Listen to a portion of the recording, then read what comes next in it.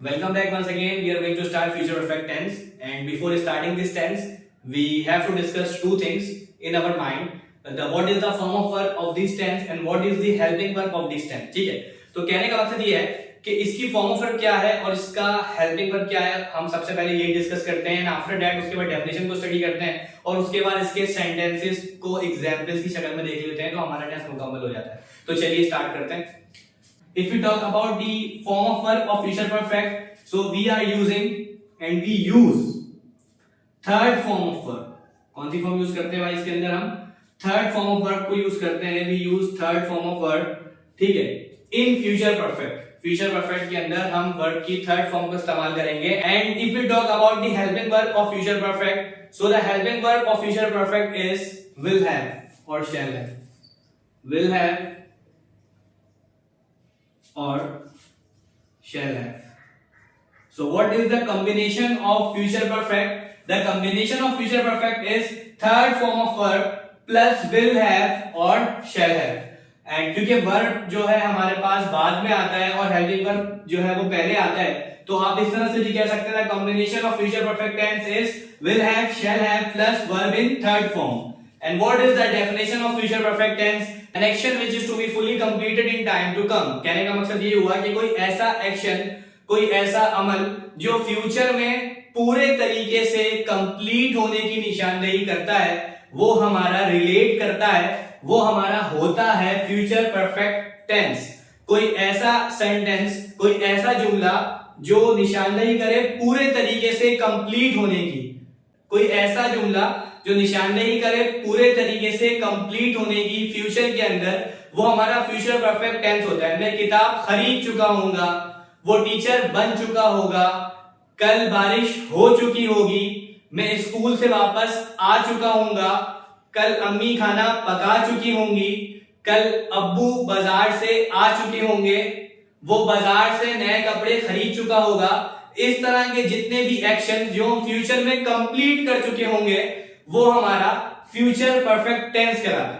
मुझे उम्मीद है आपको समझ आ रहा होगा. चलिए इसकी एग्जांपल्स को भी साथ साथ डिस्कस कर लेते हैं. तो हमारे पास कुछ सेंटेंसेस हैं. he will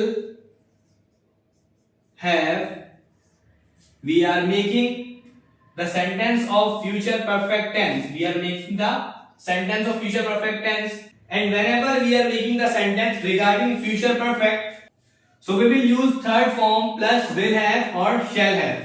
ठीक है, जब कभी भी हम फ्यूचर परफेक्ट से मुतालिक सेंटेंस को क्रिएट कर रहे होंगे, तो हम वर्ब की थर्ड फॉर्म और विल हैव और शैल हैव का इस्तेमाल करेंगे. तो हमारे पास एक सेंटेंस है, कल वो उन्हें डिनर पर बुला चुका होगा या डिनर के लिए इनवाइट कर चुका होगा. कल नहीं है उसके अंदर. उन्हें खाने के लिए दावत दे चुका होगा.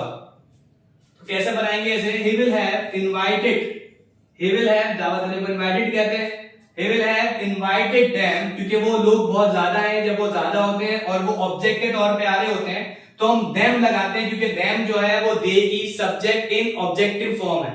तो हम इसको इस तरह से क्रिएट करेंगे कि he will have invited them to dinner, वो उन्हें खाने के लिए दावत दे चुका होगा. And if you want to make negative, so how can we make? We will not, sorry, he will not have invited them to dinner. मैं लिख देता हूं पूरा sentence. he will not have invited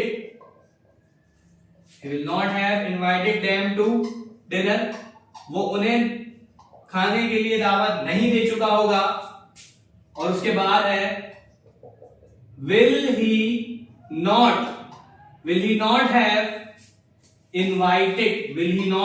invited them to dinner. तो इस तरह के जो भी सेंटेंस आप क्रिएट करोगे जो फ्यूचर में मुकम्मल होने की निशानदेही करेंगे पूरे तरीके से, तो उसमें जब भी आप उसकी इंग्लिश क्रिएट करोगे, तो आप उसमें थर्ड फॉर्म यूज करोगे और हेल्पिंग वर्ब विल हैव और शैल हैव यूज करोगे. तो इस सेंटेंसेस को देखकर हम आहिस्ता आहिस्ता अगर प्रैक्टिस करें तो हमारी ग्रिप मजबूत होती जा रही है, क्योंकि कहते हैं प्रैक्टिस मेक्स परफेक्ट, मशकी माहिर बनाती है. तो कहने का मकसद कुछ यूं हुआ कि अगर हमने डीपली इसको ऑब्जर्व किया हो, तो जितने भी टेंस हैं आपके जो रिलेट करते हैं परफेक्ट से, उन सब के अंदर अगर हम बात करें फॉर्म ऑफ वर्ब की, तो third form of verb use होती है. ठीक है, और जितने भी परफेक्ट कंटीन्यूअस से रिलेटेड आपके टेंस है उसमें fourth form of verb use होती है। तो ये आइडेंटिफिकेशन है छोटी छोटी जो आप ध्यान में रख सकते हो, और इससे होगा क्या कि आप फॉर्मूलाज से बच जाओगे और प्रैक्टिस कर लोगे तो आप इजीली सेंटेंस को क्रिएट कर पाओगे।